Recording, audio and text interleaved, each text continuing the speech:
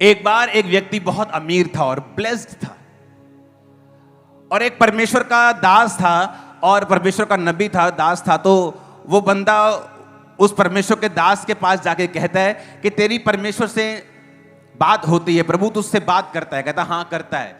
कहता है प्रभु तुझसे बात करता है तो परमेश्वर से कहना कि मुझे जितना दे दिया है ना बस कर, अब तू, मैं और नहीं लेना चाहता, मेरे पास बहुत कुछ हो चुका है, इनफ, इतना ज्यादा है कि मैं संभाल नहीं सकता हूं।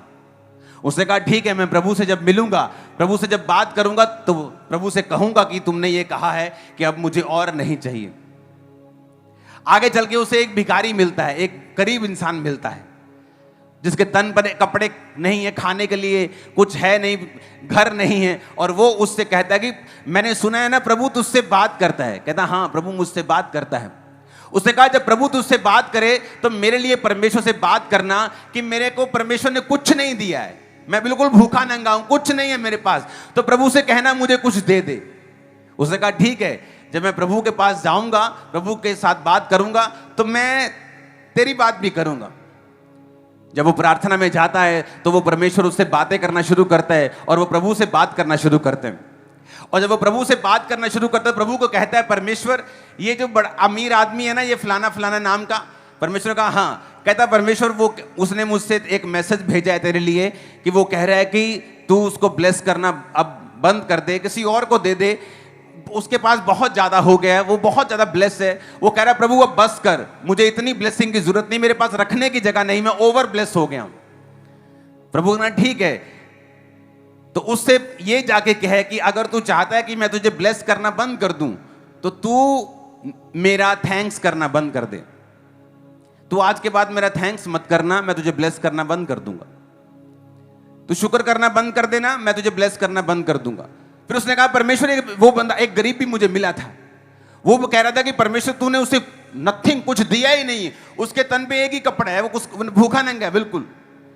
परमेश्वर ने कहा उसको ये कहना कि आज से मेरा शुक्र करना शुरू कर दे, मेरा थैंक्स करना शुरू कर दे। वो आया, अमीर कहता हाँ बात हुई, प्रभु से बात हुई तू तेरी? कहता हाँ प्रभु से बात हुई। तो कहता क्या कहा प्रभु ने? कहता प्रभु ने ये कहा है कि अगर तुझे आशीष नहीं चाहिए अपनी लाइफ में तो आज से मेरा थैंक्स करना बंद कर दे। कहता नहीं नहीं ये तो नहीं हो सकता।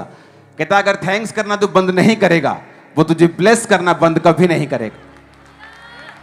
तो वो भूखे नंगे के पास गया, उसने कहा हाँ भाई तेरी बात हुई प्रभु से, प्रभु ने मेरे लिए क्या कहा है? वो कहता प्रभु ने तेरे लिए कहा कि तू उसका शुक्र किया कर। कहता शुक्र किया कर, थैंक्स किया कर, किस चीज के लिए?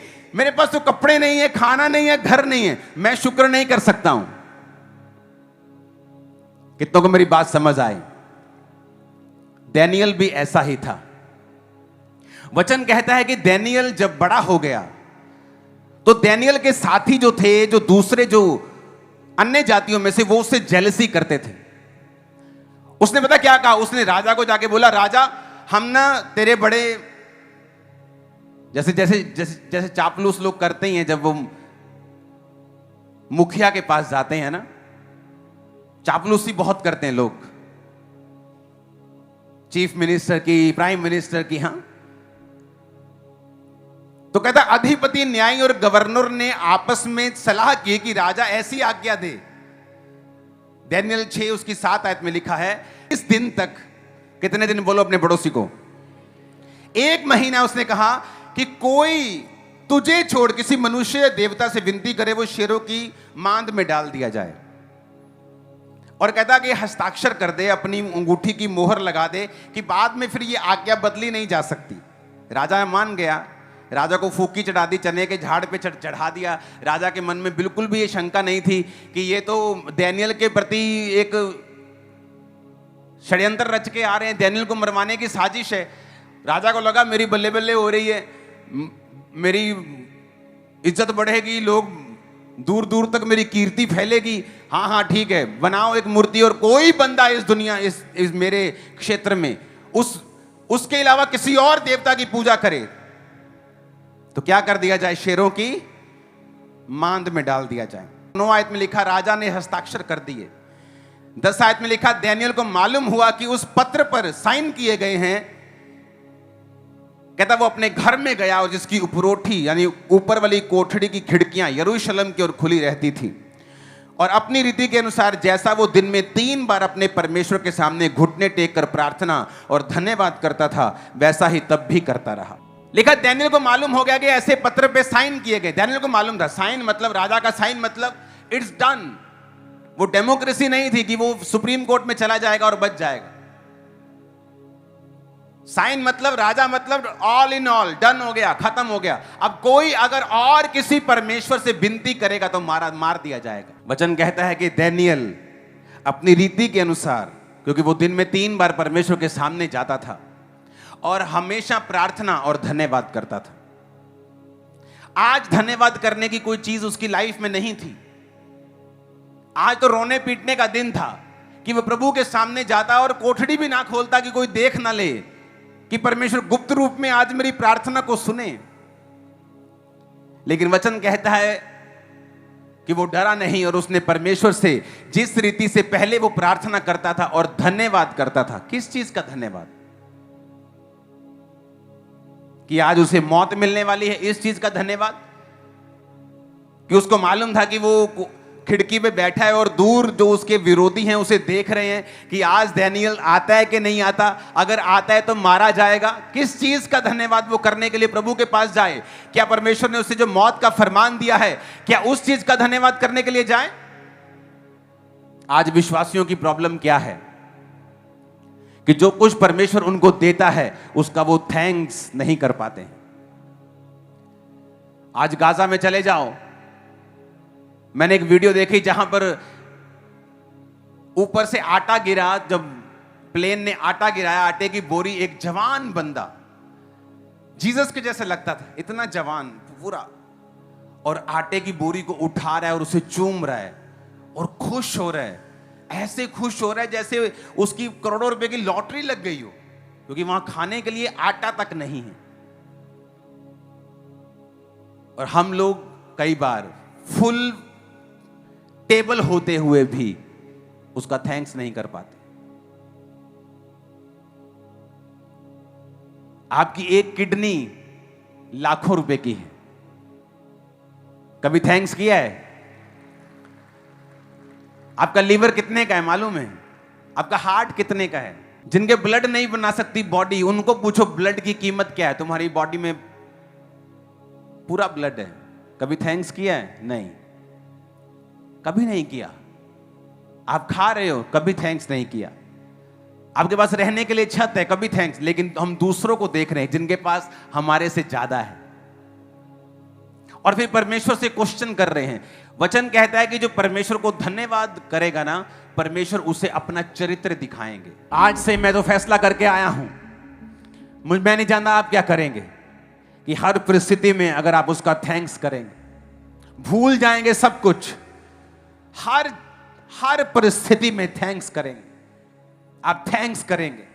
नया नियम में एक बात लिखी है, उसने कहा अपनी सारी प्रार्थनाएं, अपनी सारी विनतियां धन्यवाद सहित परमेश्वर के सामने लेके जाना। तो परमेश्वर का जो शांति है तुम्हारे हृदयों में उतरेगी और तुम्हें सुरक्षित रखेगी। उसने ये नहीं कहा कुड़कुड़ाहट के साथ। अगर तू ये चाहता तो हो नहीं सकता था।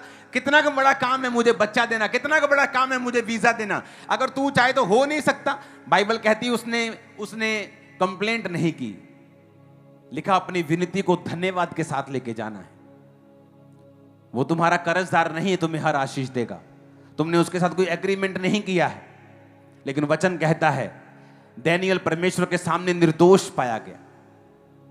अगर आप पापों से बाहर आ चुके हैं, अपने शरीर पर कब्जा कर लिया जिस तरह दानियेल ने किया था, अपने स्वाद पर, अपने जीवन पर, अपने शरीर पर, आंखों के ऊपर, तो वचन क्या कहता है? तो वचन ये कहता है कि वो तुम्हें वरदान देगा।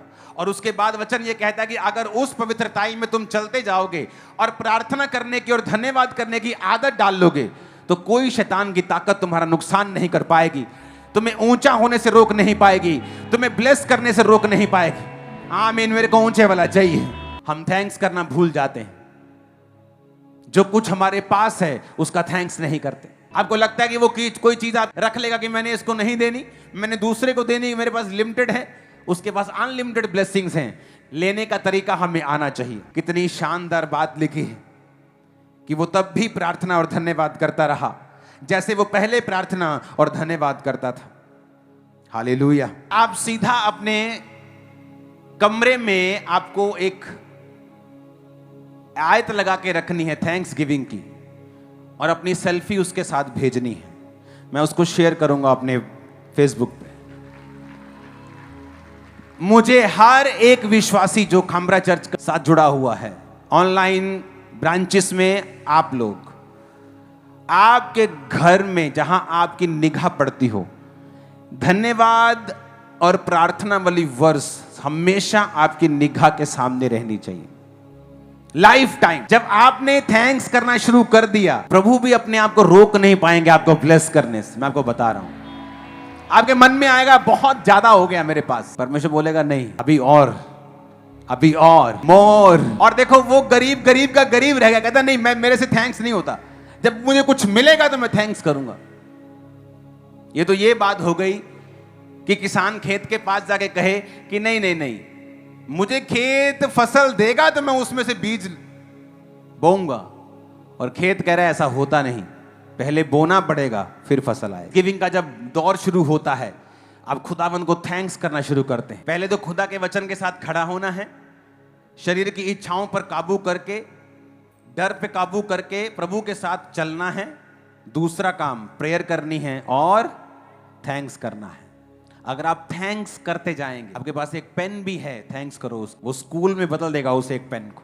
मैं आपको कह रहा हूं, आपके पास कुछ भी है उसका थैंक्स करो, जस्ट थैंक्स करते जाओ हर चीज के लिए। रोज जब भी प्रेयर में बैठो, पहले थैंक्स करो कि तूने मुझे क्या दिया है, मेरे पास क्या है, और फिर उसके बाद अपनी विनती रखो जो तुम्हें चाहिए, जो तुम प्रभु से मांग रहे हो कि प्रभु मुझे ये भी चाहिए, आपकी इच्छा हो तो आप मुझे दे सकते हैं, मैं चाहता हूं आप मुझे दें, आपके वचन में लिखा है धर्मी का वंश बचाया जाएगा, या ये आप मांगेंगे, परमेश्वर आपको देगा। लेकिन उससे पहले जो उसने दे दिया है उसका थैंक्स करना। आमीन। जब भी परमेश्वर के दास लाइव होकर परमेश्वर के गहरे भेदों को बताते हैं, तो समय से लाइव टीचिंग्स को सुनने के लिए और अपनी आत्मिक जिंदगी में उन्नति पाने के लिए सब्सक्राइब करें हमारे YouTube चैनल को और बेल आइकन को दबाएं, ताकि समय से आपको नोटिफिकेशन मिल सके। God bless you all.